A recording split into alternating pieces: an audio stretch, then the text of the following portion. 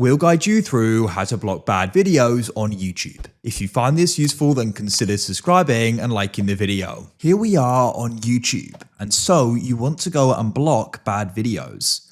So this is a good idea to go and do, especially if a younger person goes and uses YouTube. You can go and try and protect them. So YouTube actually go and have a setting you can go and turn on to go and get this.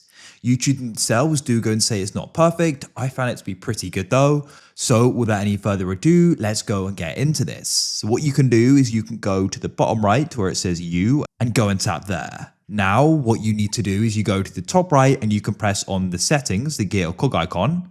This will open up, and what you want to do is go and find the option for general, and you want to go and find the option for restricted mode. So you can turn this on, and this helps to hide potentially mature videos. It does say no filter is 100% accurate.